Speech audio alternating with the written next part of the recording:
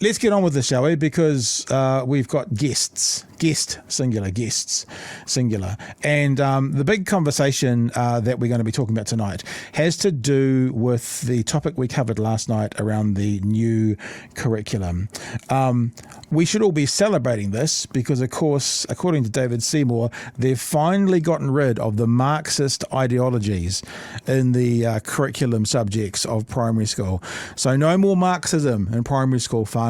It's all gone. We're all going to be safe from here on in. There was a lot of controversy and a lot of critical positions taken by some of the experts who were then brought on board to help write the documents, who would then, it would appear to be ignored about their thoughts, and other things were done. Some of those same experts, they had their names put to the document that they no longer recognise, as they were forced to sign non-disclosure agreements to not be able to talk to each other. And so there's a whole bunch of people who are like, we didn't know anything about this, and this doesn't look like anything like we suggested. You know when you've been picked for a sports team, Chewie, you know about this, and you go through and have I been selected? Well, all these experts are going, now where's my bit? Oh, hang on, my bit didn't make it at all. And it appears that most of the experts, and we heard on the news last night, Dr Susannah Smith from Physical Education New Zealand, basically saying, I can't see us in this anywhere, and us were the people advising. Susannah's busy tonight, but we're very lucky to have on with us from Physical Education New Zealand Managing Director Heemi McDonald. Heemi the Beard McDonald. Sir, welcome. Kia ora. It's great to be in bearded company, and I was going to say that you need to do some beard product merch. I have thought about that. Yeah, there's not a lot of good beard products out there on the market. You cannot buy stuff in the supermarket. Yep. So, hey, that's where I think you need to go to next. I definitely like the tax not work, but I'm on for the beard products. Yep, no, I've definitely thought about that, and we're going to have a bit of a break over summer, and I think that summer break will be a little bit of planning, and that's on the, when I say that's on the agenda, I'm not guaranteeing it, but it's certainly on the list of things to look at, beard oil and that kind of stuff as well, which would be great. Big hairy beard oil, something like that, I don't know, just spitballing ideas here. Yeah, sounds good.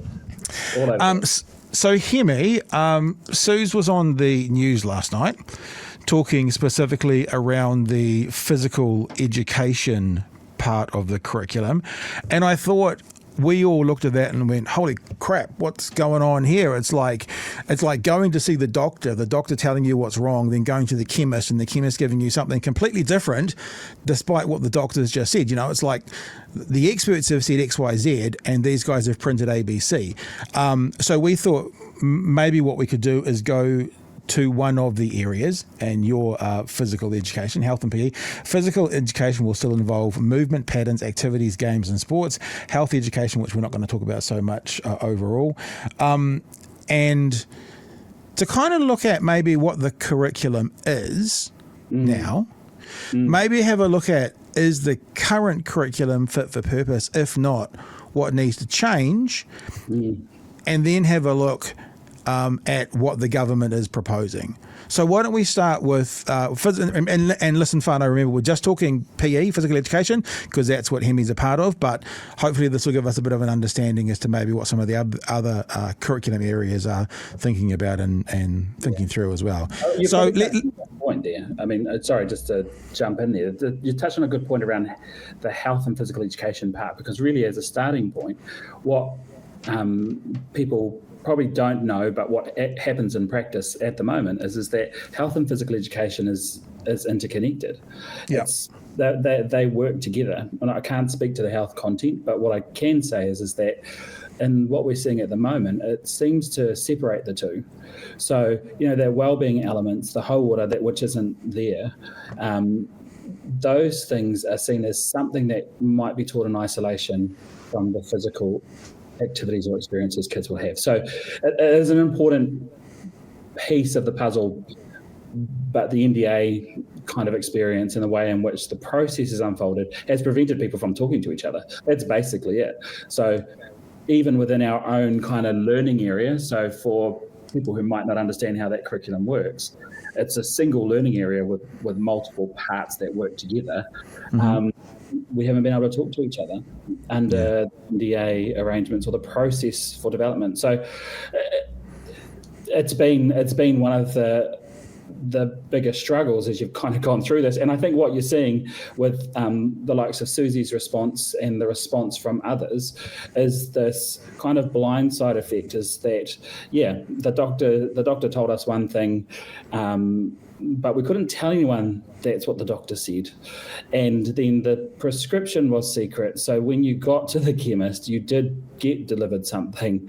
But I think that's certainly part of it, but it is process. And I think what we're seeing is a lack of trust. It's hard to trust someone when everything's secret. And it's not that we don't understand the need to keep some things in confidence, because that's important when you're trying to develop stuff that might be contentious and everyone has a view on, and we've got to get somewhere.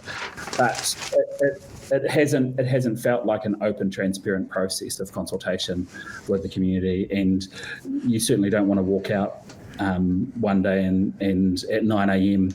receive a curriculum and be completely lost as to where this came from and who it represents. So I think, in fairness, there's stuff in there that is okay, that we will still need time to digest, but what's actually come out doesn't represent what contributions have been made, and that's the key part that we're kind of grappling with. Yeah, I want to talk about trust, but just before I do, not to derail the conversation, I think I need to change my name, because Chewie's changed it for a joke. And anyone coming across the name Black Pat, Chewie, might be taken in a particular way.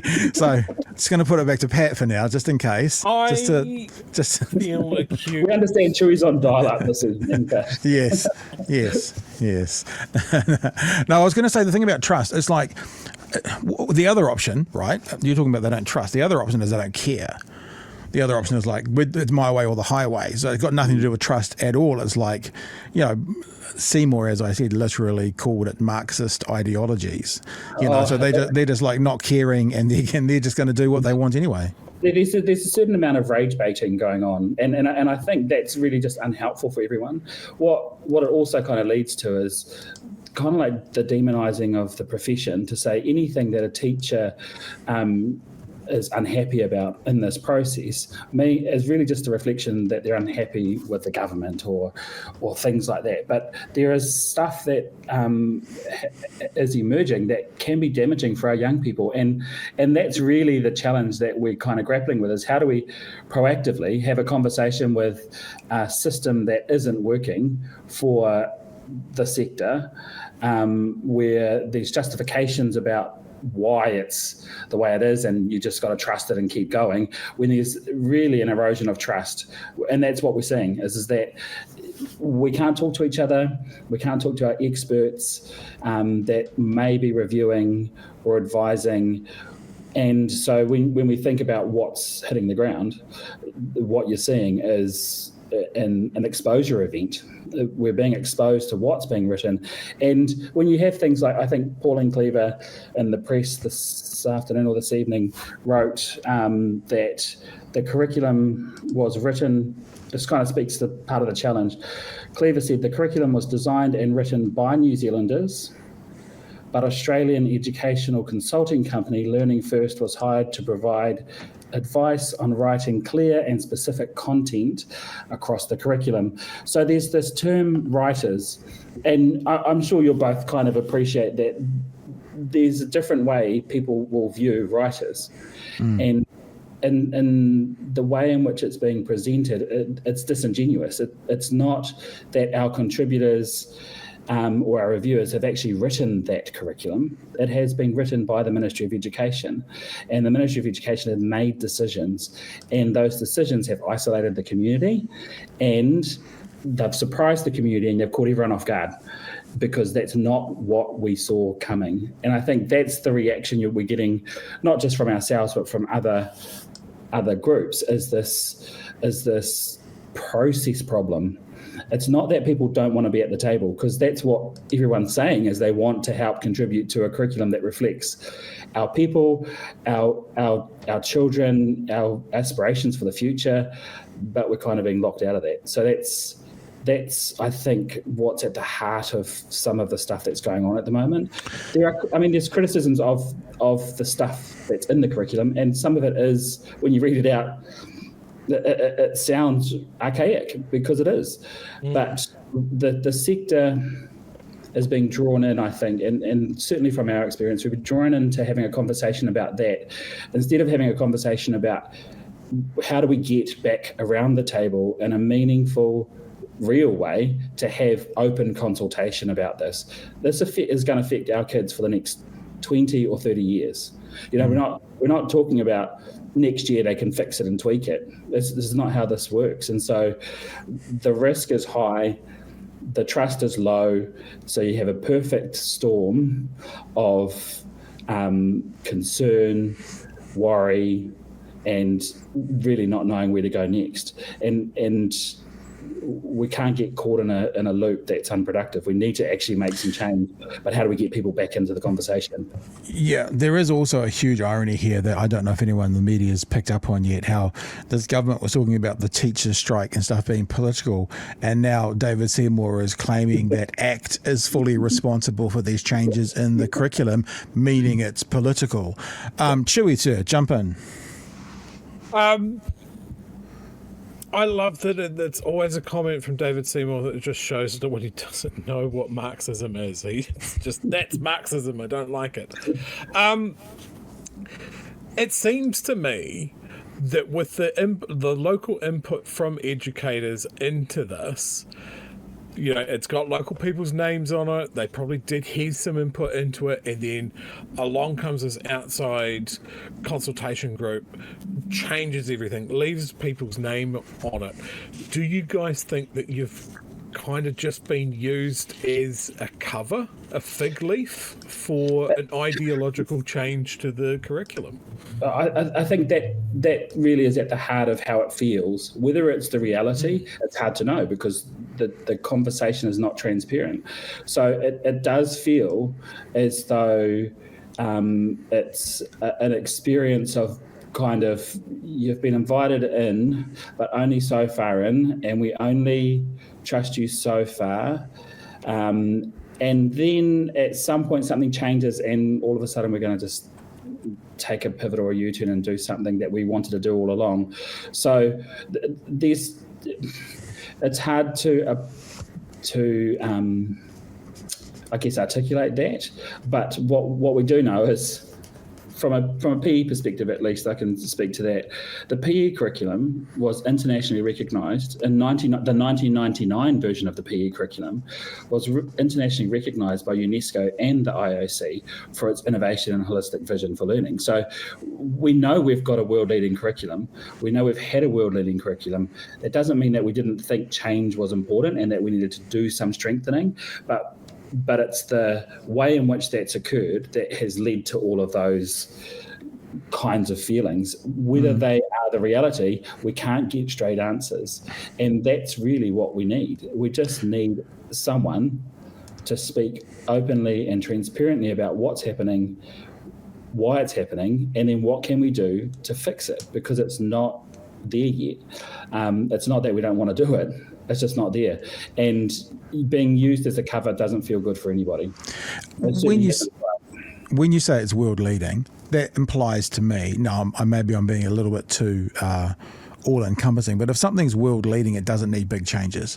It needs tweaks and things to make it a bit better. Oh yeah, okay, we could improve this here. Oh, we can improve this area. When you look at the curriculum that was and the proposed curriculum that is to come, especially we're talking about physical education, your area of expertise.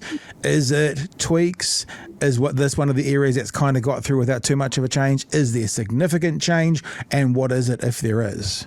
I think what we would say about the curriculum in its current form and how it's been presented is it feels like we're going backwards. I mean, everyone has experiences of PE from school. And if you can think about the ones that are those experiences that have felt like, being picked last on the team, not being able to climb the rope. I don't know if anyone did that. Remember what's that pommel horse thing we used to do in gymnastics? Yep. Those are the things we're talking about. We're not talking about a forward-thinking curriculum. What we're talking about is a regression. And so while we kind of go through those details and try and figure out, what there is good stuff in there, it's hard to see anything that isn't 1950s, 1960s physical education. That's exactly what we said last night. Rewinding the clock. Yeah. That's the problem. It's not that we don't believe in a structured kind of knowledge-rich approach. It's that the knowledge doesn't match the century, and we need that to be something that is relevant for our kids. Yeah, when I saw that it was all about like ancient Greek philosophers and that sort of thing, I was like, well, there was a mention of the physical education people kicking back as well. Are we going back to, marching drill for kids? Handing off batons is what Susie talked about. Handing off batons. You have to learn the technique. And even, well, how else are we going to win the 1936 Olympics?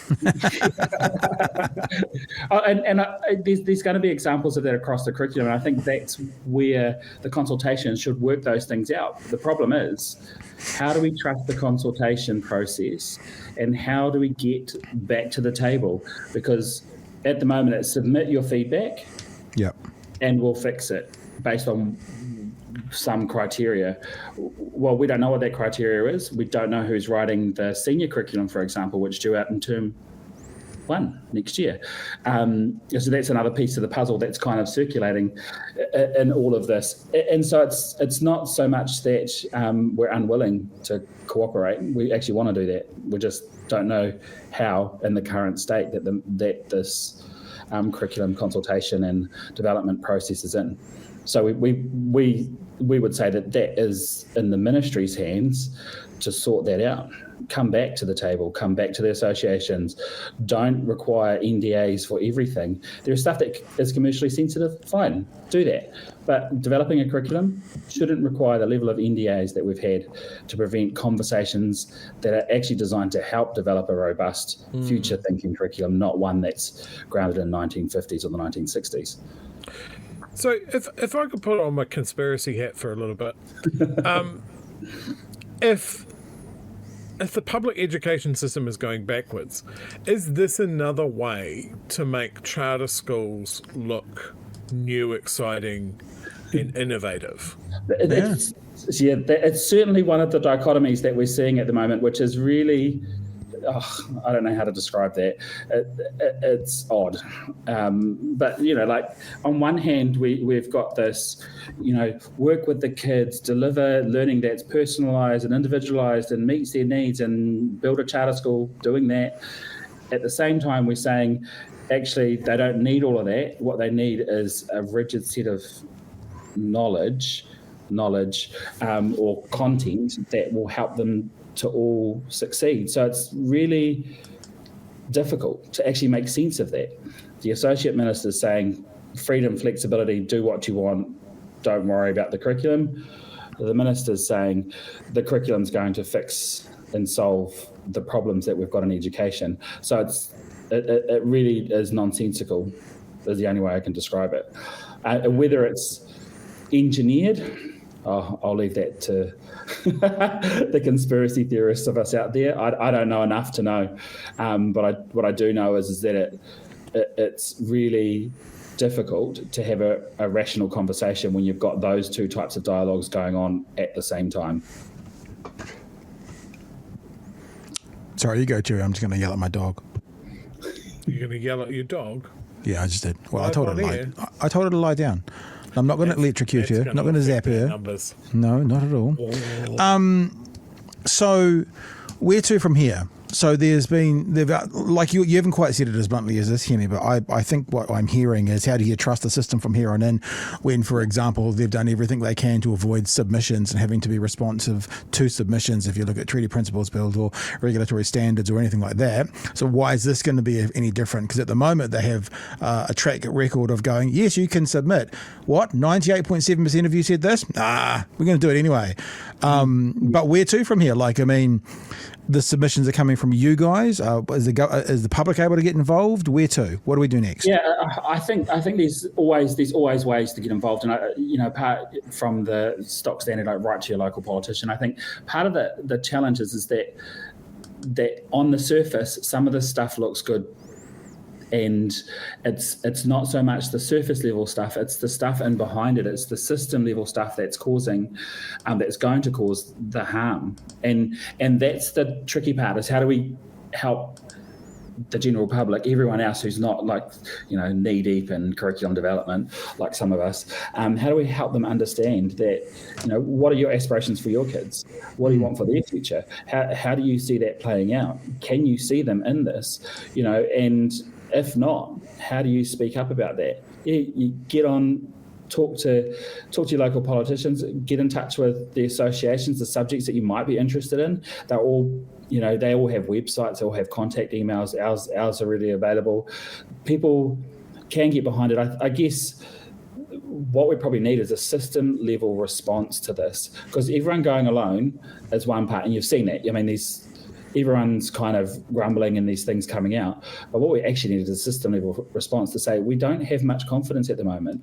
And that then becomes the ministry's responsibility to turn around and say, okay, how do we fix this? Because if there are multiple areas of our community who are saying we cannot trust this process to represent the vision and the values that we hold, then that should be enough of a signal. I mean, apart from that, we just continue to petition and to argue and to speak out. And I think if people are silent, that's probably the hardest part, because we know there are people who agree that this is problematic in its current form, but they don't know how to have a voice. And I would say find an avenue to share something, say something, talk to someone, join into a group that's interested in it, and try to add your voice, because the more voices of reason that we have, the hope is, and I'm a bit of a, I don't know, cynical optimist sometimes,